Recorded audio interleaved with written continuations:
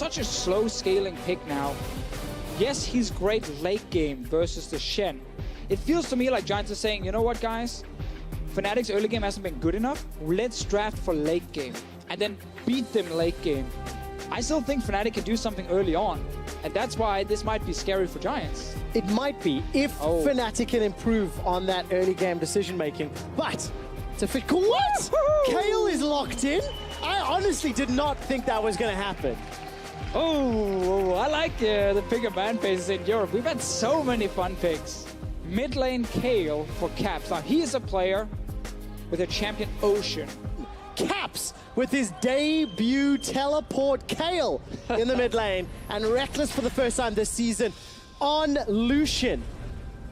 And this could be the most important series of Caps' professional career thus far. Hell, it is the most important because Deficio, they are on the verge of being knocked out of playoffs. And you do not want to be one of the players on the Fnatic team that does not make playoff for the first time in history. Oh, this is exciting because that would suck. Giants, on the other hand, they're playing for their lives as well. Mathematically, they can still grab fourth if they can pick themselves up some wins. It just got dark in here and the crowd went kind of nuts about it. Yeah. No. So you can see on the player cams. Yeah, you can see on the player cams we've been ganked by Nocturne. I knew that joke was coming. Yeah, I know you did. I was like, I thought you were going to use it actually. I'm disappointed you didn't. I'm not like, you know, Dad Quickshot who's like bringing up these kind of Why did the age thing pick up all of a sudden the last few weeks? Oh, that one, yeah. You know, because I remember last week I wasn't even on the show. Yeah. And you threw me under the bus by calling me old. I couldn't even have a chance to reply. But it's true. It's a fact. Yeah, okay. You can't really reply anything. Like, you're the oldest member on the broadcast team. So I did it in a nice way to say you had a lot of experience. You know? We all looked up to you. So much experience. I know that the last time Senkux played Kayle was the last time in the European LCS in summer last year. Yeah, I remember. Yeah, do you remember if they won or lost? They lost. They did lose. Yeah, well played, well played. I totally didn't get that from the stats team. I swear I remembered that. I just remember we were like, ooh, Kayle, this is going to be awesome. And he was like, he's useless. He's doing absolutely nothing. We don't want to see Kayle again. Seen that a few times. I remember Power of Evil's Smite Kayle. Even earlier than that. That was pretty spectacular. Smite Orianna as well, with the pentakill. Pentakill. Caps drinking, the crowd going crazy. Just to give you guys a quick update, I am waiting for clarification on the technical pause. Once I do know the details, I will share with you guys. But let's take a look at the players on your screen because it's very, very serious looks. Flaxish, Memento, top off for the map. I mean, Flaxish, this is the 8th time he's played Maokai this season. His next most played champion is Shen at 4. So a super ultra mega comfort pick for Flaxish. Based on his LCS career, yes. Based on the rest of his career as like, you know, challenger player, solo queue player, definitely not a comfort pick. No. It used to be things like Riven, that kind of stuff. Then you enter the LCS, your coach is like, nah, my friend. What about Maokai? He tried the Riven as well. He did. I actually remember him getting quite a few solo kills. Yes, but did it impact much else? No, but that's because his team was losing. Okay, so that's the classic fault. Riven one. It's never Riven's fault. Yeah, never. Sounds like your professional career as well. It's always somebody else's fault, isn't it, Deficio? Yeah, we just blame Sven Skaren every game. Well, as you can see, we are back in game. Evidently, somebody found the light switch, and we'll see how this one plays out. Advantage Caps on the damage. He started off with the E. Got that Righteous Fury up. What build path are you anticipating with this mid lane Kayle? Well, Nash's Tooth is always a steady standard. See Hurricane quite a few times. One of the things I really like about Kayle is I feel like there is a lot of different builds you can go for. Okay. Like you can go for extremely heavy AP as an example. Rage Blade is something I see actually as well, like Nash's Rage Blade. And then once you get these stacks really quickly, because they stack up so fast on Kayle, you just sit there, and if they don't actually stop you from hitting, you're just going to hit like a shot after a few seconds. Well, there we go. Reckless gets hit by a truck. As Hustling connects with that dredge slide, but then instantly runs away. It's like, nope, don't actually want to continue this fight. Because I think, if you look at Kayle, and we just ignore everything else. Okay, I'll do that. So she's based on auto-attacking. Yes. Activate E, slap, slap, slap, slap, slap. Now she's going to get Nashus. She's most likely going to get Rage Blade. Okay. She has Fervor of Battle as well. So, when she enters the fight, it's going to be kind of meh, not impressed. 3 seconds later in that fight, you're going to be like, holy moly, what's happening here? That damage is absolutely insane. Well, really luckily for Fnatic with a Maokai and a Vlad and a Nautilus and a Graves, those fights tend to go a little longer, right? I think that could be one of the reasons they actually think this pick can work here. Because they're against tanks. 2 tanks, then also the Vladimir obviously will be in the front line trying to get to Caps and get to Reckless. And that means that Caps, maybe for some of these fights, can actually just kind of sit there and have a chance to whack away. Yeah. Also add that ultimate and the Shen ulti. Maybe there's time. So we'll follow Caps once the team fights break out. For now, Reckless and Jez is pushing in the bottom lane. Not surprising. Equally so for Caps. And in actual fact, Soaz had shoved Flaxish under the tower. So early pushing lanes in favor of Fnatic. Yeah, you have to remember Maokai got nerfed pretty hard in the early game, which is why a lot of people stopped playing him, or at least as a prime pick, and he's only like now an answer to tanks, which is why we see him here. We've seen him against Nautilus a few times as well. Never the most exciting lane phase, but it is still a very good scaling pick, and that's the thing. We said this in Champ Select. Giants seem to say, Fnatic's early game, we don't believe it. We don't trust in it. We can actually just go to late game against these guys. Problem is, Trevor, that kind of goes against everything Giants have been doing all split long. Because they've been purely focused on the early game. And one of the worst late game teams we have seen. Well, looking at performances from the first 4 weeks to the next 4 weeks, both Giants and Fnatic have had ups and downs, right, in recent weeks. Yeah, and unfortunately for Giants, they've had slightly more downs, I think, in recent weeks, you know. Yes, Fnatic have also been on a downswing. They picked up most of their wins in the first half of the split. Yeah. But these are 2 struggling teams, so maybe this is the confidence series. This is the one where you can start to turn things around as Broxa. A lot of damage down to that first combo before he runs away. I mean, you also just have to feel a bit bad for the Fnatic players because everything is going against them right now. Obviously, they can be blamed for some of them, but then you suddenly see Rocket out of nowhere becomes a good team and beats Misfits 2-0. You're sitting at home as Fnatic kind of preparing to just say, you know what, they're going to lose this.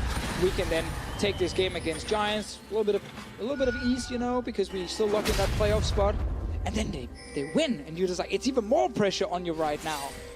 So it just made it harder for these Fnatic guys. I think if they win game 1, they're going to be fine. But I can definitely see a situation if they struggle in the first game where this will go downhill. It's officio. We were doing some prep for Fnatic. No, we weren't. Don't lie to people. I want to follow the story in a moment or two. Broxa has 100% first blood participation on Lee Sin in the 4 games he's played. This will not make it 5 games as he shoots the Sonic Wave ever so slightly. But looking at, 3 of the last 5 series, Fnatic won game 1, only to lose the next 2. Yeah, their stats really in game 1, really strong. They come out the gate, they land a knockout punch. Yeah, after 50 minutes. In game 1. Yeah, after 50 minutes in game 1. I agree. And then they go to lose the next 2. They get reverse swept. It's really strange. 3 times. Because you would think it's because they lose the first game, then they can't really bounce back mentally and it all goes wrong. But normally when you win the first game, you feel great. Going into the second game. Maybe it's overcorrecting. We've won. We have to win again. Let's change everything. And maybe then lose them all. they use the best of ones. Yeah. Haven't adapted. A lot of old players on that roster. With a lot of experience. See, now you're bringing up the old part as well. I am. Experienced players. Yeah, see, there you go. There you go. Players. You're the experienced caster. Yeah, I've been taught the terminology. I love going back to Season 3 and rewatching games with you and then seeing like how you looked back then and how you acted back then compared to now. It's a completely different person. It is. I got my haircut, I took my eyebrow piercing out, and well, I'm still casting the same players. Casting, I'm still casting the same players, yeah. You know, Soaz, Reckless, Jez is even.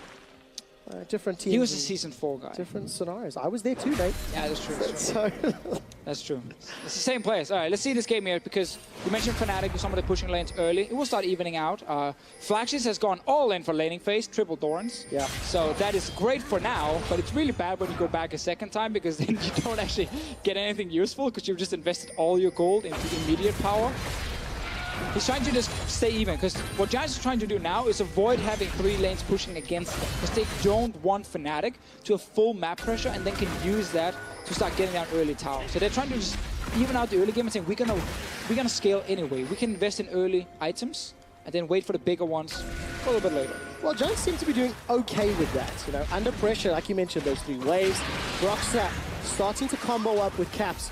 I think for the second time, we saw it a few minutes ago, and didn't really gain a whole lot. Smite fight over the big raptor? Yeah. Not yet. And that's the thing, you know, not only is Kayle a champion that needs a few seconds in a fight before she really ramps up, like the same with items. She's very item dependent because whenever you're so focused around your auto attacks, you need a few key items in there to kind of buff them up. Same with an AD carry, basically. So while Caps can push, he's not insanely strong at the moment. He needs time. 2 items is what I'm really looking for.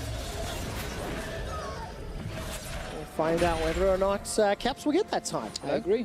Playing with potentially player spots here on the line. Need to get that series win, as we've mentioned multiple times, and we'll continue to mention throughout the game. Let's turn our attention to sort of CS even across the board, despite these pushing lanes. Broxah not found an opportunity with Soaz. Did a good trade here. Broxah's actually coming from the river. Are they going to dive him? They probably can. There's a ward that's going to spot him, but there's no one who can really respond. There's no teleport. And Memento's on the other side. So Broxah can take away the topside jungle and look for that potential dive. He's level 6. If they just dodge, or if they don't get fooled by twisting advance. Twisted advance? Yep. Yeah, there we go. You know, I'm trying. Gonna play it safe. This is why I just said W. It's good effort from him. Yeah, I'm trying. To Fisher. Because we've also seen actually Broxah and Soaz mess up dives several times. Oh yeah. This split. So gonna play that one cautiously. Soaz is winning on farm. 2 waves up at the moment. And now he has ulti. He's level 8. They have ultis on the bottom side. Like, this is where I want to see Fnatic make that bot lane play. But what you notice is, if you look at the minimap now, it's not exciting, but look at Flashes. He's walking back to lane. He's okay giving up a wave of CS to save teleport because he knows Fnatic's way of really snowballing is a bot lane play where he can't join because Shen, of course, has double global. They fight Broxah now. They do, but he's able to ward hop the safety really easily. So I just want to say, thank you, Flashes. You know, a solo queue tendency is just TP back to lane every time, care about your own CS only. He's doing this for the team. He's ready to go to the bottom lane if needed. Well, that's very important because Fnatic's team comp is somewhat built around protecting this ADC. Fnatic as a team all split long have had success when Reckless has been one of the damage dealers. And you can see this in terms of CS per minute, gold percentage, damage per minute.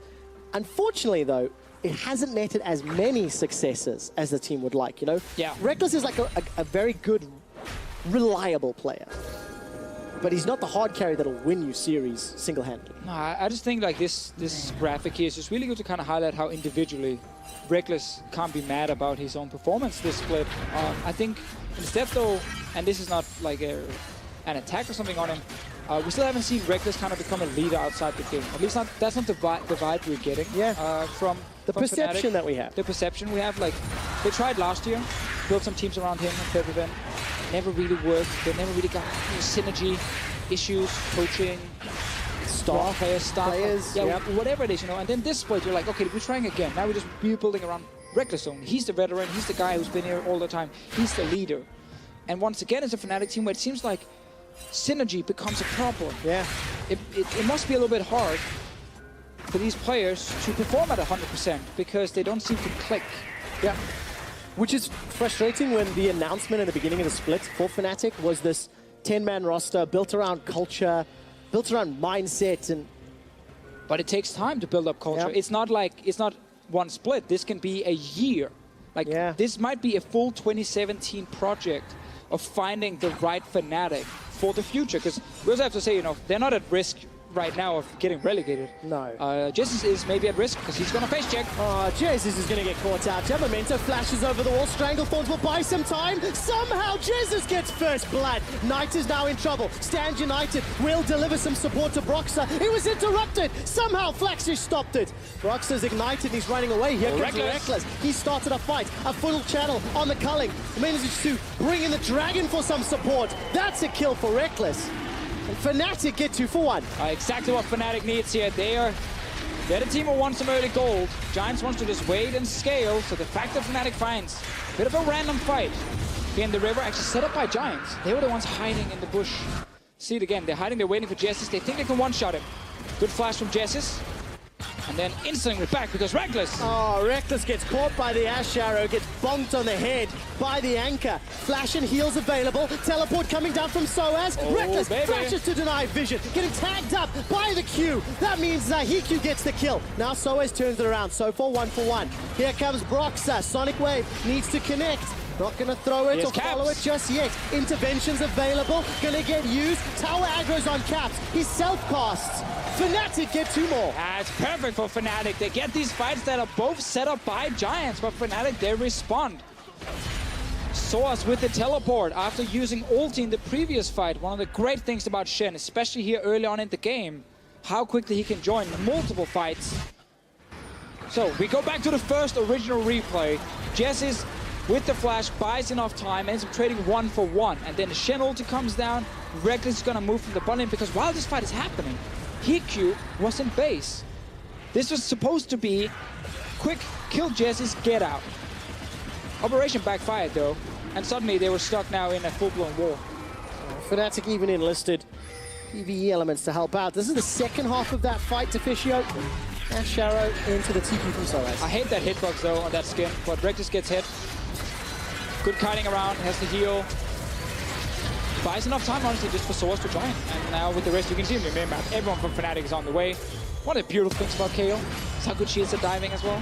Yeah, I mean, it helps when you have an invulnerability. Exactly, that's great.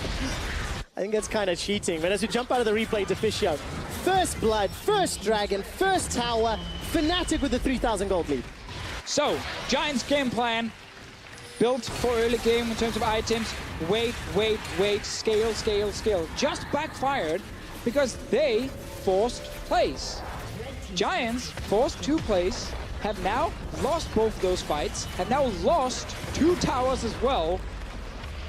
And suddenly the map is wide open. Yeah. Which means this Kayle can soon go to a side lane, perma push it and get a Shen ulti if you ever want to fight with her, and her own ulti, which means she will always get her 5+ seconds per fight to smack people left and right. Get the chance to stack that fervor, get the chance to potentially stack Rage Blade. Please build Rage Blade. It's coming. Rage Blade Hurricane, that's what I want.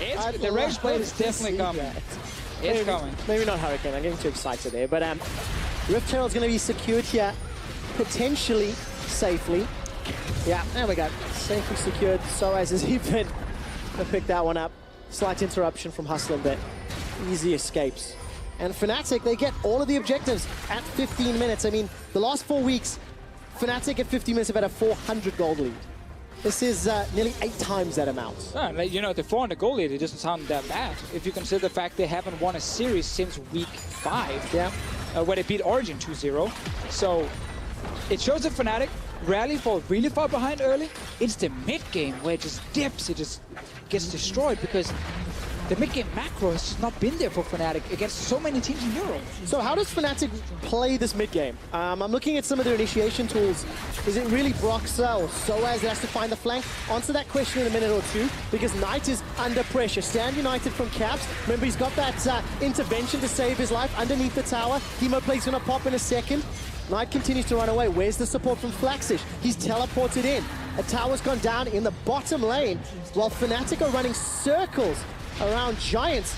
Reckless and Jezz, they're not done yet. They keep pushing in the bottom lane. They're also pushing top lane. They have a Graves up there. It's 3 guys from Giants pushing the top wave. Bottom lane is just a dual lane. Flax is here to try and wave clear. Okay, what can Flaxish do? The Ash Arrow goes wide, right between the uprights. Jezz uses the Stranglethorns onto Flaxish. He can't get the Vengeful Maelstrom because it's on cooldown. Reckless will get a kill. But now in top lane. to the inhibitor. These are 16.5-minute inhibitors. The earliest of the spring split, 2017. Oh man, we've had some exciting games this week. So Fnatic, they're back away. They cannot get this one because everyone from Giants either recalling or respawning. So they lose top inhib. Caps mid lane though. That's actually one of the answers to your question about what does Fnatic need to do. You know, they don't have that much engage. They don't need engage because they have the tower pushing potential of a Kayle.